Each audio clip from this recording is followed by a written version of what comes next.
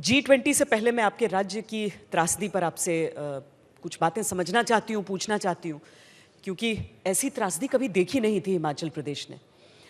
बहुत सारे पहाड़ी राज्यों के सामने चुनौतियाँ आती थी, खासकर जैसे अभी उत्तराखंड मुख्यमंत्री गए, वहाँ पर बहुत दुखद त्रासदियाँ ऐसी झेली उसने, लेकिन हिमाचल प्रदेश में इस बार जो हो रहा है,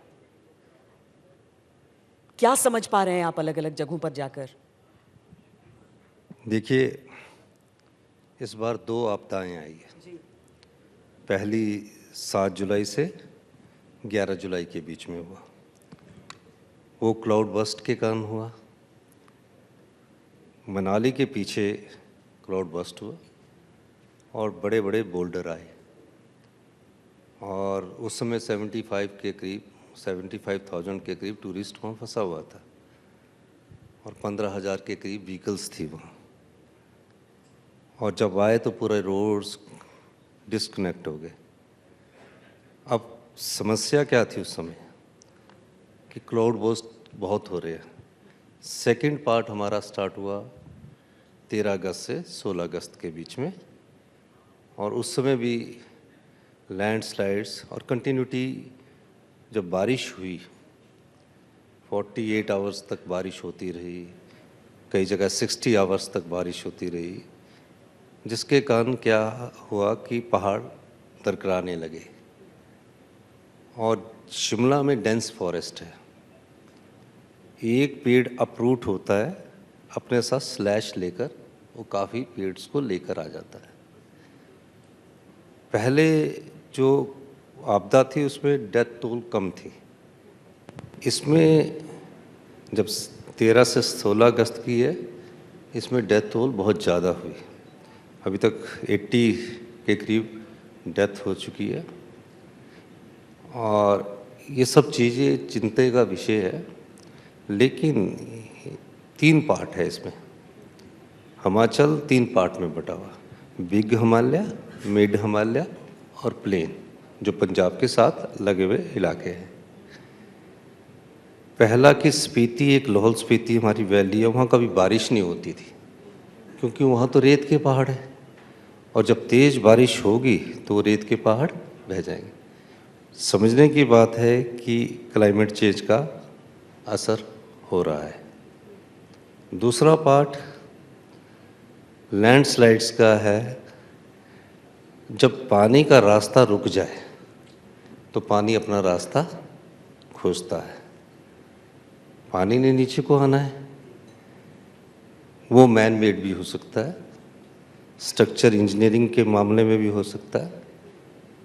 अब शिमला में जो लैंडस्लाइड्स हुए हैं उसको मैंने 3 भागों में आइडेंटिफाई किया कि जो तो एडवांस स्टडी है, ये ब्रिटिशर्स काल में बनी हुई है और वहाँ कई समझौते भी हुए हैं। वहाँ से लैंडस्लाइड होता होता चला गया और पुरानी हमारी कालका शिमला रेलवे लाइन है, वहाँ से नीचे होते हुए उसने पूरा एक पेड़ निकला और अपने साथ 10 पेड़ लेकर उस दिन शिव बॉडी मंदिर में हमारे पहुँच गया। इस महीने सावन मास का ये अंतिम सोमवार है। जल अभिषेक करने के लिए शिवलिंग में काफ़ी लोग आए हुए थे, कुछ हवन करवा रहे थे और एकदम 200 फुट में शव मिले हमें। अभी भी वो काम चल रहा है। तो जो मैन मेड है उसमें ड्रेनेज क्या है? अपने घर का मैंने पानी, चाहे बारिश का है चाहे किचन का है, वो निचली तरफ पहाड़ में डाल दिया, दूसरे के पड़ोसी के डाल दिया, पड़ोसी ने तीसरे के डाल दिया, कई पहाड़ के नीचे मकान नहीं बने तो पहाड़ में डाल दिया। अब पानी तो निकलेगा पहाड़ को, रिश्ता रिश्ता नीचे पहुंचेगा। और अप्रैल महीने से कंटिन्यूटी हिमाचल में बारिश हो रही है।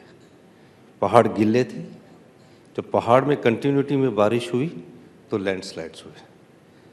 फिर जो नेशनल हाईवे है, हमारे 22,000 किलोमीटर रोड्स बने हैं। लैंडस्लाइड्स पहाड़ का स्वभाव है, जब पेड़ कटिंग होती है तो जो उसका स्टेटा होता है उसको सेट होने के लिए समय लगता है और कम से कम हिल टेरेन में, चाहे उत्तराखंड है, हिमाचल है, नॉर्थ ईस्ट है, कहीं भी कोई भी यूरोपियन कंट्री ले लीजिए, उसका जब पहाड़ कटता है तो 4 से 6 साल वो सेटल होने में लेता है, पर लैंडस्लाइड्स ज़्यादा नहीं होते। कुछ जगह इंजीनियरिंग फॉल्ट भी है। आप पहाड़ को 90 डिग्री में काटोगे, पहाड़ गिरेगा। पहाड़ काटने के लिए आपको स्लोप वाइज चलना पड़ेगा। हमारे कई लिंक रोड ऐसे हैं जो अभी भी सेफ है, बहुत बड़े लिंक है, लेकिन जब हमने पहाड़ को 90 डिग्री में काट दिया तो उससे नुकसान हुआ। और जो रिस्टोरेशन वर्क है, हमने 48 आवर्स में 75,000 टूरिस्ट को निकाला, 15,000 गाड़ियों को निकाला, इवन खाने का भी इंतज़ाम किया। आपको कोई भी ऐसी खबर नहीं मिलेगी कि किसी होटल वाले ने नाजायज़ पैसे लिए। पानी की बोतल अगर 20 रुपए की थी तो लोगों ने 10 रुपए की दी। और आप कभी भी जाइए।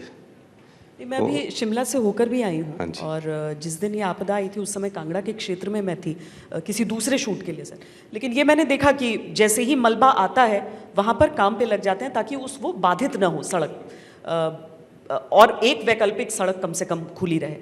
आपने कहा कि नेशनल इसको कैलामिटी अनाउंस किया जाए, एक राष्ट्रीय आपदा कहा जाए। प्रधानमंत्री से बात हुई आपकी इस बारे में? देखिए, देश के प्रधानमंत्री से बात हुई, गृह मंत्री जी से बात हुई, और फेडरल सिस्टम में ये हमारा दायित्व भी है। एक छोटी स्टेट जरूर है, लेकिन एक हमारी आवाज़ पहुंचाने का तरीका भी है। हमने उन सबसे बात की, लेकिन अभी कुछ केंद्र सरकार के नियम होते हैं, उन्होंने टीम भेजी है, असेसमेंट कर रही है, और हमें होप है कि इंटरिम रिलीफ हमें जल्दी मिलेगा। और इस संदर्भ में जो केंद्र सरकार के मंत्रीगण हैं उन्होंने भी हमसे बात की है।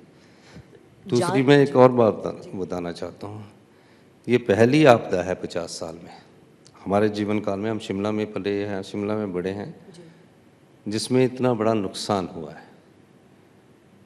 लेकिन इस नुकसान में हिमाचल प्रदेश के किसी कोने से हाहाकार नहीं हुई। पानी के लिए हाहाकार नहीं हुई, कि लाइट के लिए हाहाकार नहीं। 48 घंटे के भीतर एक्स्ट्रा स्टाफ लगाकर हमने हिमाचल के लोगों को, टूरिस्टों को बिजली भी मुहैया करवाई, पानी भी मुहैया करवाया, और मोबाइल कनेक्टिविटी जहां हो सकती थी वो करवाई। आप देख रहे थे सड़क में से स्लैश उठाने वाले हमने 24/7 रखे। मंत्री क्या है, अधिकारी क्या है, जो भी हिमाचल की जनता है, वो सब एकजुटता का परिचय दे रही थी। यही सबसे बड़ी हमारी अतिथि देवो भव की संस्कृति है, और हिमाचल देवभूमि, ये मैं कहना चाह रहा था। एक मैं लोगों की बात आप तक पहुंचाना भी चाहूँगी, मुमकिन है आप तक पहुंची भी होगी। एक तो जो घरों में दरारें आई हैं, आप लोगों ने फ़ौरन मुआयना किया है और बताया है कौन से घर ख़तरे की जद में आ सकते हैं, तो घरों को खाली कर लिया जाए। उनमें से कुछ मोहल्ले ऐसे भी थे जहाँ पर लोगों ने कहा कि हमारे पास कोई ऑप्शन नहीं है कि हम कहाँ जाएँ। इन चीज़ों के बारे में सरकार विचार कर रही है इस समय? नहीं, ऐसा है, इनिशियल स्टेज में तो उनको शेल्टर्स होम्स में रहना पड़ता है। एकदम किसी के घर में दरार आई, उसको 24 घंटे में शिफ्ट करना है। और ये जो अभी हमारा एक घटना हुई जिसमें 2 व्यक्ति लापरवाही की वजह से के हमने सब निकाल दिए थे। एक आदमी सिर्फ इसलिए चला गया कि मुझे अपने पैसे लेने हैं स्लाटर हाउस में, जो वो घर गिर रहा था, जो घर गिर रहा है ना, उसमें 2 आदमी और अपनी जान गंवा बैठे। तो कई घटनाएं लापरवाही की वजह से भी हुई है। पर मैंने रिलीफ मैनुअल होता है एक सरकार का, उसमें परिवर्तन कर दिया। पहले क्या होता था कि 10,000 रुपया मिलते थे, किसी के घर में सिल्ट आ गई, अगर घर का कोई भी पोर्शन हिल जाए तो 10,000 से ठीक नहीं होता वो। अगर किसी के घर में पानी भी भर जाए, सिल्ट आ जाए, तो पूरे घर का मलबा पूरे घर की तस्वीर को ख़राब कर देता है। हमने 10,000 से बढ़ाकर उसको 20 गुना, 5,000 से बढ़ाकर 20 गुना 1 लाख कर दिया। हमने रिलीफ सब जगह दिया। अब घर बनाने की बात है। जहाँ जहाँ मैं जा रहा हूँ, मैं खुद मुआयना कर रहा हूँ। आंखों से देखी स्थिति कुछ और होती है और कागज़ में पड़ी हुई स्थिति कुछ और होती है। तो मैंने देखा हर जगह घर हमारे टूटे हैं। ये एक ही जगह नहीं है, कई जगह घर टूटे हैं, और कई जगह घर टूटने के कारण घरों में दरारें आ गई, रहने लायक नहीं है। उनके लिए हम स्पेशल पैकेज लाएंगे। हमारे जितने साधन हैं, जो हमारी क्षमता है, हर घर को बसाएंगे। गरीब आदमी ने, आम आदमी ने एक घर एक एक पैसा जोड़कर बनाया होता है। अगर उसका घर टूट जाए तो उस घर को जोड़ने का काम सरकार का कर्तव्य भी है और राजधर्म भी है। हम इसको निभाएंगे। आर्थिक तौर पर कितना नुकसान हुआ है प्रदेश को और कितना समय आपके आकलन के अनुसार अपने पैरों पर वापस खड़ा होने में लग जाएगा सर?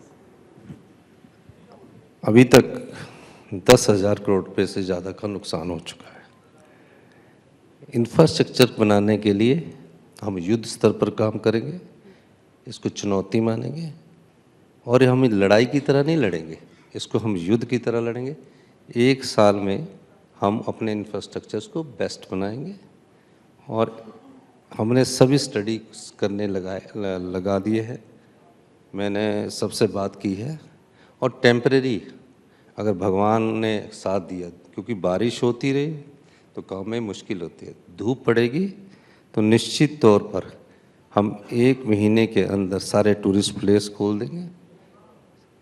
और शिमला हमने कल 2-3 दिन पहले खोल दिया और भी टूरिस्ट प्लेस हम सब खोल देंगे। सवाल है कि बारिश जो है वो ख़त्म होती है, कब जाती है। बरसात जाती हुई बरसात भी नुकसान करती है। बुजुर्ग कहते थे ना कि अब बरसात जा रही है तो नुकसान करती है, तो ये जाती हुई बरसात भी हमको नुकसान करके गई। क्या सेब की फसल को कुछ प्रभाव पड़ा है?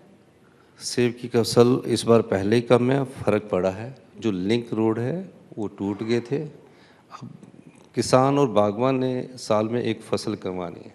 6,000 करोड़ रुपए की इकॉनमी है हमारी।